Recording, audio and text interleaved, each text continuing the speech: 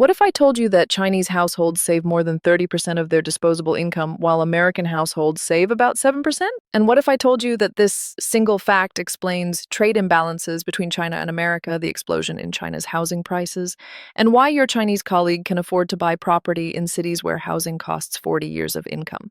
Let me show you the most puzzling feature of China's consumer behavior. It's a puzzle that connects the one-child policy, the gender imbalance, the housing bubble, and the mayor economy into one coherent story. Understanding this puzzle is key to understanding why China's economy works the way it does. Here's what strikes everyone who studies China. The world has always been struck by how much Chinese people save. In the 37 industrialized nations in the OECD, the household saving rate is below 10%, and in many cases below 5%. In China, more than 30% over the last 2 decades. This has enormous consequences beyond personal behavior. It contributes directly to the large trade imbalance between China and the US. When China produces more than it can absorb domestically, it runs a trade surplus. When America consumes more than it produces, it runs a trade deficit. And punitive tariffs to redress this imbalance will prove insufficient. But here's the real puzzle. In a growing economy where everyone is getting richer and richer, why are Chinese households saving more? Not only in absolute amounts, but also as a percentage of income. Despite seeing their disposable incomes increase sixfold over the last few decades, Chinese people still set aside more and more of it over time. Cultural explanations don't work. Yes, Chinese people value frugality, but cultural norms tend to change slowly. Why would Chinese consumers become more and more frugal over time? Japan and Korea are also culturally influenced by Confucian values, but their households saved on average about 2.5% and 6% of their disposable income before the 2020 pandemic. Another common explanation is China's weak social safety net. If people can't rely on government pensions, they need to save for retirement. But if this were the culprit, we'd expect people to save less as the social security system improved. Despite substantial progress in China's pension system, the saving rate keeps climbing. So what's really going on? The answer connects back to everything we've discussed. The one-child policy, the gender imbalance, the housing market, the mayor economy, they all fit together. Remember the twin test? Families with one child saved 9 percentage points more than families with twins. If only-child families saved 30% of disposable income, families with twins saved only 21%. Having one child versus two increased the household saving rate by nearly 50%. But there's a deeper reason tied to Chinese culture. Throughout history, parents expected children to support them in old age. This is xiaoshun, filial piety. Respecting elders, heeding their advice, taking care of them in old age. These are powerful social norms enshrined in China's legal system. My father's family illustrates this perfectly. His mother had 5 children. When my grandparents retired, my father bought them an apartment. Regular financial support came from all 5 children. A daughter and son living nearby looked after them and kept them company. They were well cared for by a large group of children working together. My father and his siblings were limited to having only one child each. One child's support, no matter how prosperous, cannot replace what 3 or 4 can provide. To offset this gap, my parents' generation felt compelled to save more during their income-earning years. Greater risk and uncertainty also provide incentives to save. The 2008 Wenchuan earthquake that killed many students highlights potential tragedies that are even more horrific for only-child families. In China, government pensions make up less than a quarter of retirement income, so families fill the gap. And families with only one child need to save more. But the gender imbalance created another economic effect: competitive saving. Given the shortage of marriageable women, bachelors need to demonstrate material wealth. Saving has become a competitive national sport. Because family lineage is so important, families chip in to help sons save money so they can find wives. Having no grandchildren is the worst nightmare for traditional families. 2 economists found that families with sons saved more on average than families with daughters. Those living in places with more skewed gender ratios saved even more. Provinces that experienced a faster increase in the gender ratio gap experienced a greater surge in saving rates. And this brings us to housing. One plausible explanation for the saving puzzle is rising property prices. The cost of property in China has been taking off at runaway speed. Between 2003 and 2013, the average price of housing in major Chinese cities quadrupled. At $550 per square foot, Beijing and Shanghai became comparable to Boston, with Shenzhen rapidly catching up to San Francisco. This is astounding given income disparities. Beijing, Shanghai, and Shenzhen's $7,500 income level was vastly lower than Boston's $40,000 or San Francisco's more than $50,000. It takes an average of 40 years of income to buy a house in many places in China, whereas in other parts of the world it usually takes just 10. So why don't people just rent? The housing price to rental ratio is 70 in Beijing or Shenzhen, compared to less than 20 in New York or San Francisco. But here's what you need to understand. Buying property makes rational sense given the alternatives. Imagine you're in your late 20s. You earn a decent salary, save 30% of it, and currently rent. You could continue renting, put savings in the bank, and earn about 2% annually. With 2% inflation, your real return would be zero. You could put those savings in the stock market with its low returns and high risk, or you could buy property and earn a real rate of return of about 20% per year as equity grows. The substantial down payment requires 3 to 4 years of savings. But here's where it gets interesting. Your parents are likely to contribute. This is what the Chinese call the six-wallet phenomenon. Many current homebuyers were born under the one-child policy. When that only-child couple purchases a home, there's not just one wallet available, but six. The couple plus both sets of parents. And if grandparents join in, there could be 10 wallets.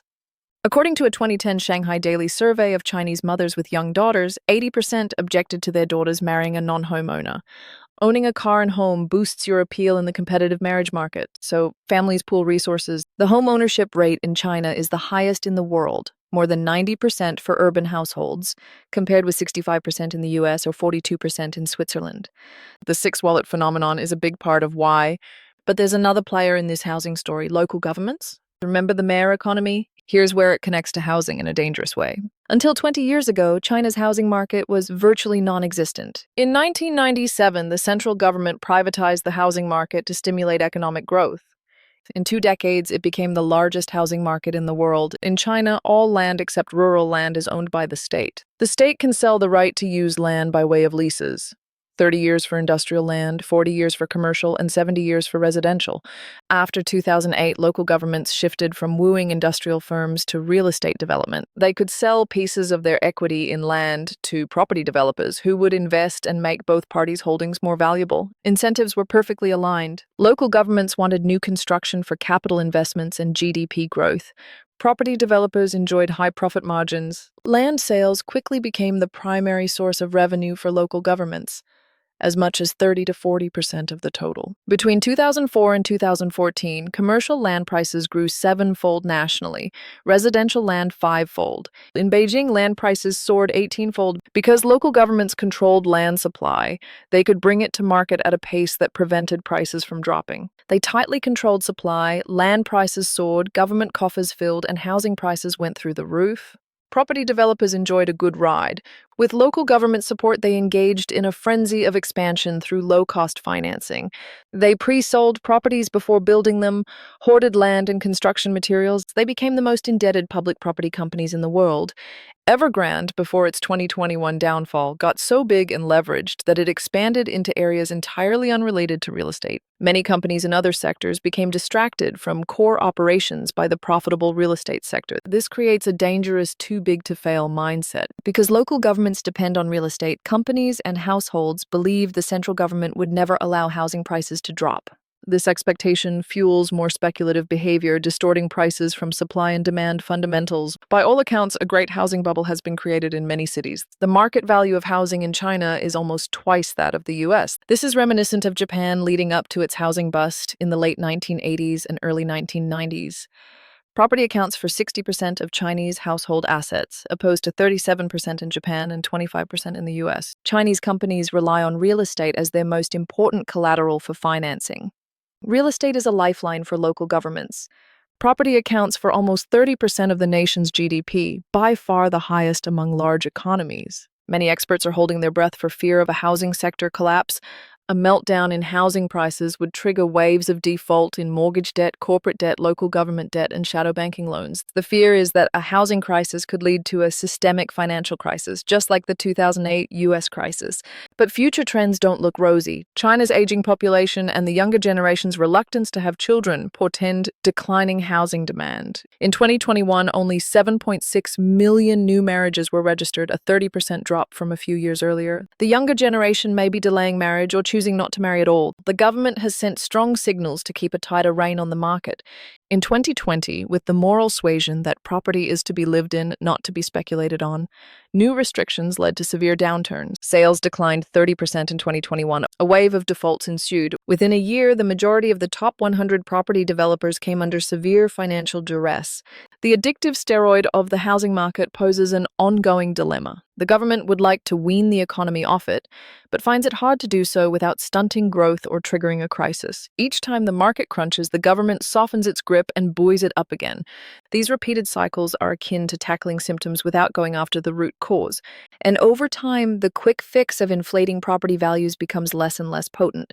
The mere economy, heavily dependent on real estate, will need to change course. So here's how it all connects. The one-child policy led to higher saving rates because parents needed to save more with fewer children to support them in old age. The gender imbalance led to competitive saving as families with sons tried to accumulate wealth to attract wives. Rising housing prices forced families to save even more for down payments.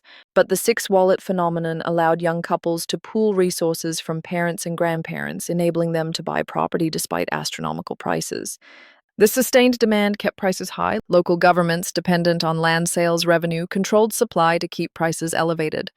Property developers leveraged cheap financing to expand aggressively. The result? Chinese households save more than 30% of disposable income. They do this rationally given their options. It's not about culture or frugality. It's about incentives, constraints, and the structure of China's economy. And this high saving rate has global consequences. It contributes to trade imbalances. It shapes consumption patterns. It determines which countries run surpluses and deficits.